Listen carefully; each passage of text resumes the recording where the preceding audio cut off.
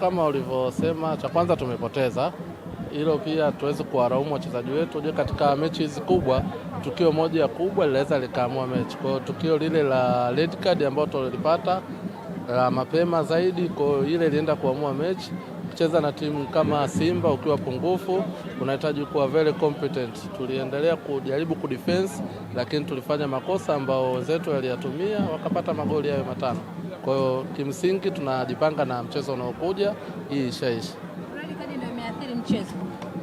Kwa upande mkubwa iliathiri mchezo wetu kwa sababu tulikuwa tuna plani nzuri. Kama ulivyoona tulivyoingia sisi ndio tulitangulia kupata goli. Kwa hiyo baada ya kupata goli tukarudi katika rhythm yetu, lakini baada ya kuwa pungufu sasa na wao wakaitumia ile chance ya kuwa sisi pungufu. Kwa michezo ambayo imesalia, kocha, nini malengo yako sasa, kwa sababu bingwa tayari ameshapatikana ambaye ni Simba Queens? Kwenu sasa kwa michezo ambayo imesalia, nini malengo? Tunataka kukusanya pointi zote 6 kwa sababu tumebakisha michezo yote miwili ambao mmoja ni nyumbani na mwingine tutamaliza ugenini na Bilo. Mchezo unaofuata tunacheza na Bunda Queens katika viwanja vya TFF. Kwa hiyo tupate hizo pointi 6 ambazo tunaamini tukizipata hizo tutabaki kwenye position yetu ya 4. Msimu huu ulikuwa ni msimu wa namna gani?